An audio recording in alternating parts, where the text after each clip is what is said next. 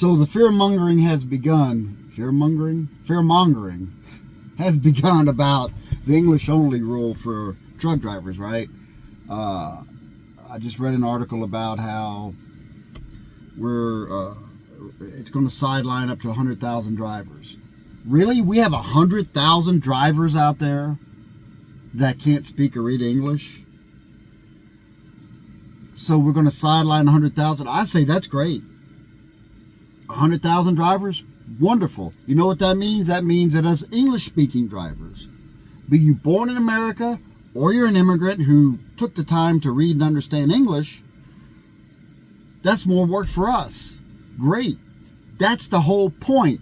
You're bringing people over from another country who don't even know the language, who are doing these jobs, who are a danger on the highway, and they're pulling this cheap freight. Like the guy down in Austin was pulling that cheap Amazon freight. Let me tell you something about Amazon freight. Amazon freight is cheap. That's why if you ever look at these trucks that are pulling these Amazon trailers, most of the time they're some old piece of junk Freightliner that's got 1 million+ miles on it. And it's usually out of the owner-operator that's hauling it is some company, usually out of suburban Chicago, because for some reason they're all out of suburban Chicago. And, you know, the guy, you look at the guy going down the road, and he's going down the road, man, and he's got this look on his face like he has no idea what the hell he's doing, because he probably doesn't know what the hell he's doing. He's doing whatever that GPS on the dash is telling him to do. And that's it. That's what Amazon Freight, and it's not just Amazon Freight. I'm not just picking on Amazon Freight. I just find it funny that Jeff Bezos is now posting how much the tariffs are going to cost for a product, but he never seems to let people know that his freight, he pays nothing on it. It's junk freight. It's junk rates, I should say. He does nothing to better this industry or any other industry as far as that goes. And he seems to be happy with these drivers out here, because he knows, look, Jeff Bezos is not stupid. He knows he's paying rates that American drivers cannot afford, unless you're running junk for equipment, dangerous junk for equipment, right? So it's the same mentality as Nike shoes, right? You know, the left loves Nike, but the left also loves slave labor, and same reason why they like illegal immigration, right? So you have Nike that is basically using slave labor in other countries to make their shoes, and then they bring them over here and then they sell them for whatever, dirt cheap. These are the same people who love illegal immigration because they love to have the illegal immigrants cleaning their house and doing their landscaping, because they can pay them pennies compared to what they would have to pay a legal immigrant or whatever, someone born in America or whatever. You know, so the liberals love slavery. You know, they love indentured servitude. You know, unless you go to Martha's Vineyard, then you're out in 24 hours, right? Go figure. Except for the illegal aliens that are cleaning the houses over there of Oprah and the Obamas and, you know, all the other people who live on Martha's Vineyard.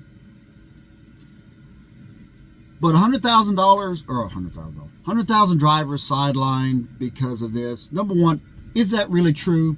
Who knows? It comes from the media, and we know how the media is. If it is true, hey, fine with me. I have no problem with that, man. No problem with it whatsoever. We can fill that gap with Americans. And when I say Americans, I mean Americans, people who were born in America, or people who immigrated to America and become citizens and learn the language. We can fill that gap. So don't even worry about it. But it's fear-mongering. You know, I've heard the comments on Facebook, oh, you're going to make the price of everything go up. That's always the thing, right? If we have actual Americans doing construction work, all the prices are going to go up. If we have Americans driving trucks, all the prices are going to go up. Is that it? Is that all you care about? You don't care about the fact that there are Americans that could be doing these jobs? Do you not understand that if you bring manufacturing back to this country, You have a lot better paying jobs, and people can afford to pay a couple of cents more for stuff. Do you not understand that? Do you not understand that this whole, well, we'll just become a service economy? I remember George W. Bush saying that. We'll become a service economy. So just so you don't think that I'm just biased towards one political party, I was not a fan of the Bushes either. But yeah, we have to be able to manufacture our own products over here. We have to have Americans, people who can speak and read English, going up and down the highways in these trucks, okay? And for people who think, well, it doesn't matter because there'll be driverless trucks in 10 years anyway, it's not going to happen. Not in any meaningful way. Are you going to have driverless trucks running between, say, Dallas and Houston like you have now? Or LA and San Diego? Or what, Phoenix and whatever. Yeah, it's happening now. What I'm doing up here in Alaska, no, you're not going to have driverless trucks doing that. You're not going to have driverless trucks doing a lot of oil field stuff. There was somebody experimenting with a driverless truck down in the middle of Odessa area of Texas, and they're having problems with it because of the dust from the desert and all that. Is it going to work or not? I don't know. But you're not going to get rid of the human factor entirely. But for now, we have drivers in 99% of these trucks. And they need to learn how to read and speak English. So that's what we're doing. So I'm still, I'm all for it, and I'm good with it sidelining 100,000 drivers. We need to get those 100,000 drivers off the road if they can't read a road sign. If they can't deal with a shipper and a customer, we need to get them off the road. So that's my rant on that. Have a wonderful day.